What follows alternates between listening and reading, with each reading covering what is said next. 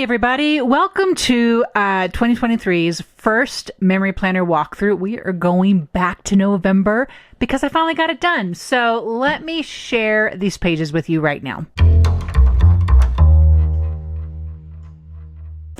Okay friends, it has been a busy season, has it not? No matter how much I seem to plan, December just gets a little extra. Plus two, I was crafting daily in my December album for 2023.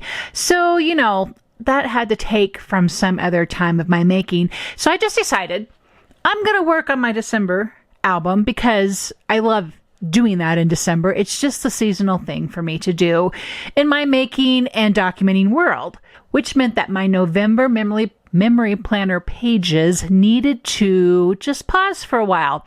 And I was okay with that because those stories were still going to be there. So I have November done, and that's what we're going to walk through today. So November opens up. Now, something that I get asked often, and this is a great place to talk about that for a moment. When I make tags with Heidi Swapp stamps and dies, and very often even planner printable elements, I get asked, what do you do with your tags? And you're going to see that I have several of them added to these pages in here. I like to make the tags, right? And sometimes they'll end up here in my planner. Sometimes they'll end up just on my inspiration board here in the studio.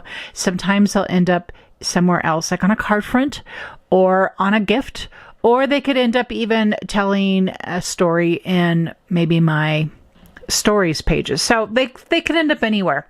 Sometimes they just end up in my memory planner basket to be utilized at another time in another space. But I've talked long enough about that. Obviously, this was very fall eccentric, and this was also based on Heidi's unedited class that she did, I believe it was November.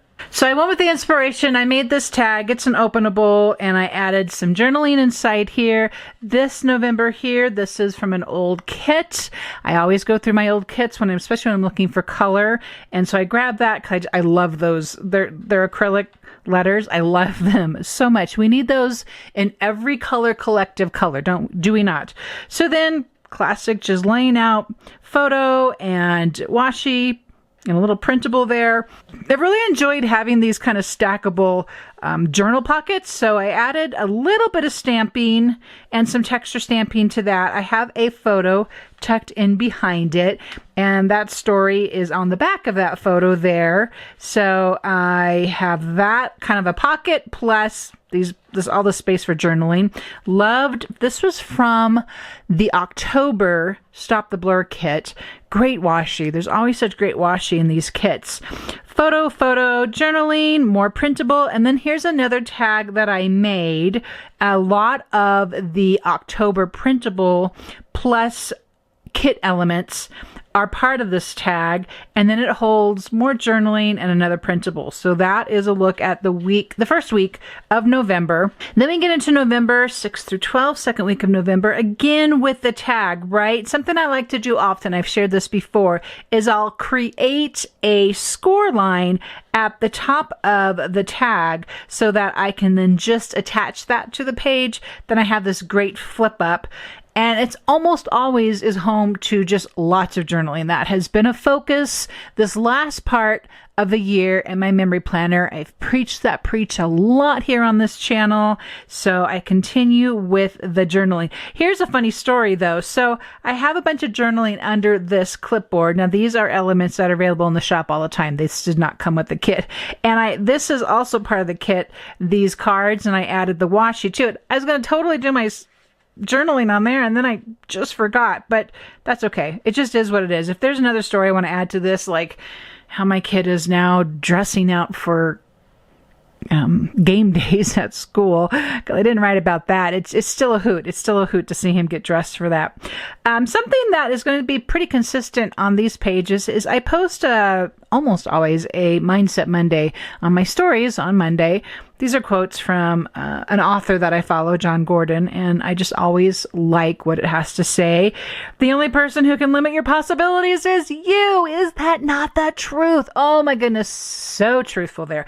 And so this is a really big one that I made here. I just rewrote it out and then printed it. And so I have that there. Loving these little, this is a new die, the circle, what's it called? Tuck, circle tuck. There's also a new one, a heart tuck. I don't know if I have it in here or not, but if I do, I'll definitely show that to you. That holds some private journaling, some journaling that I didn't want out there. It's kind of some weird stuff going on, but I wanted to kind of document it because I want to see how it turns out, which is why one of the reasons we journal, right? Write it down. Even if it's hard stuff, even if it's painful, even if it's not a story you're very proud of, because we get an opportunity then to see how that works out at another point in time. That's my hope. That's my hope. Okay, so picture, more journaling picture. I just love the printable from October. A lot of October ended up in November. I've had some questions about this as well. November's kit, which came out November 15. If you have that kit, you know exactly what I'm talking about. It was very Christmas holiday centric, as was that particular Stop the Blur printable. So that did not end up on my November pages. There was plenty in October. There's plenty like this. This is just an element that I have that's part of my planner stash. It wasn't part of a kit. This isn't part of kit, right? I made this. So there was plenty that I could still utilize to give these pages the vibe that I wanted, which was fall, which was November. I'm very seasonal like that. I'm very thematic like that. So I was able to give that to this. Stay tuned for when I post the December pages, because you're going to see how those were played out very Christmassy. And I killed that November kit. It was actually, I take it back, the December 15th. No. I'm getting my own self confused. November 15's kit was Christmassy. I killed that kit on those December pages. So be sure and subscribe so you can see that. This was my blue period. Yes, here's something here's a little peek, because I'm getting ready to publish a beginner class for planning. And so one of the things I'll share in there is about how I come about choosing colors. And just like our scrapbook pages, this is like, I don't think this is anything very secretive, but just like our scrapbook pages, we tend to pull our color from our photos, right? That's what I did here. So again, nothing November kit on here, right? Because we already discussed that was Christmas. Nothing October kit on here, because that was that very vintage white, old page kind of kit. This was just stuff in my stash. So I love to go through. I've showed this to you, right? It's a small hot mess right now because I've really been working on a lot of pages, but these are kits from 23, 22, 21's really broken up. But do I still have 21 in here? No, I don't have any 21 in here. I only have 22 in here. And these are getting pretty broken up too. And because what I do is I go through them when I have a very color-centric page and I pull the things. That's what I did. I pulled alphas. Of course, I can do my own stamp color, right? Oh my gosh. Do you have the letterpress or the August the August Stamp Society's alpha? Because I could not love those alphas anymore. And now there's that alpha. There's the, I keep saying alpha. There's the letterpress size. There's this letterpress size, which is a 4x6 and just a little bit smaller. I used this regular size. No, I didn't. I used the letterpress size for this. That's letterpress size. Yep. That's letterpress size here and here. And this was the August 2023 Stamp Society, and it got re-released because, alphas. And then here's the numbers and also textures, which I've been using a lot of those as well. Anyway, I just had to, I love them so much, and I have to share the things that I love. So very blue, from a blue kit, wow, that's from a kit, but I can't remember which one. It's funny, it's special delivery because you'll see that again in December. And so again, and then some old washi. This was blue alpha. This was from the July Stars and Stripes kit. And then here was a tag that was all white, and then I just added another element on it. So that's how that became blue.